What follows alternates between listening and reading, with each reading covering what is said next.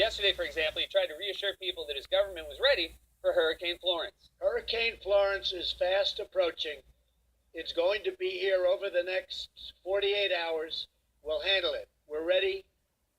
We're able. We've got the finest people, I think, anywhere in the world. Get out of its way. Don't play games with it. It's a big one. We are ready. But despite that, bad things can happen when you're talking about a storm this size. It's called Mother Nature. You never know, but we know. That video is like a local news report where the meteorologist called in sick and the sports guy had to fill in at the last minute.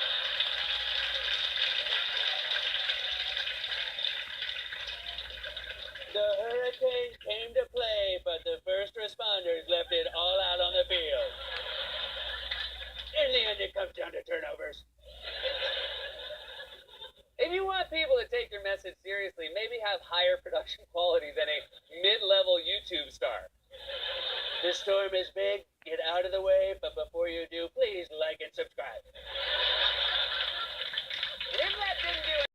According to the New York Times, Mulvaney raised the prospect that Senator Ted Cruz of Texas could actually lose his bid for re-election because he's not seen as likable enough. He said this in private. There is a very real possibility that we will win a race for Senate in Florida and lose a race in Texas for Senate. I don't think it's likely, but it's a possibility. How likable is the candidate? That still counts. So Ted Cruz debased himself by cozying up to Donald Trump, a guy who insulted his wife and said his dad killed JFK. And in return, they call him unlikable behind his back. That is rough. You know, I feel like I should say something nice about Ted Cruz just to balance it out. So let me try. He's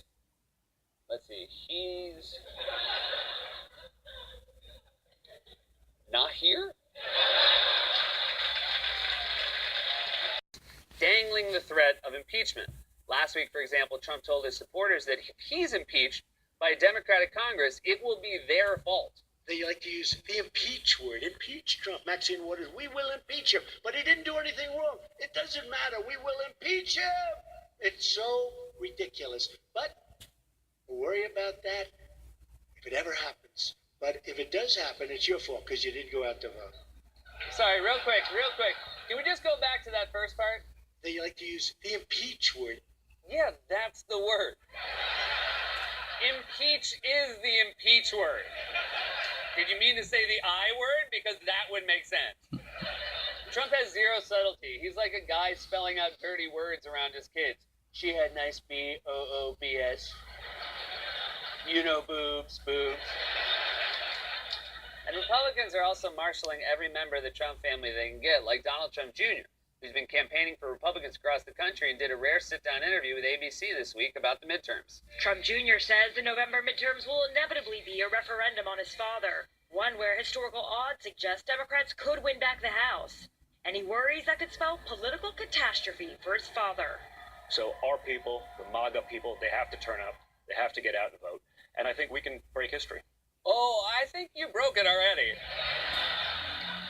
The rest of us are trying to piece it back together like a vase after a house party.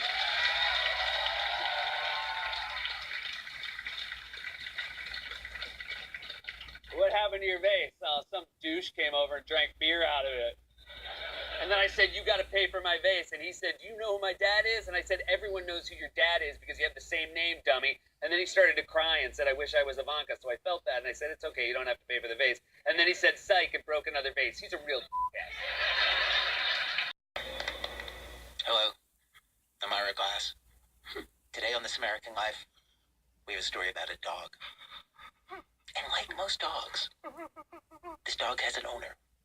But here's the thing, this dog's owner also happens to be a dog. Why is he pausing? Doesn't he know what he wants to say next? Doesn't he have it written down right in front of him? Ah!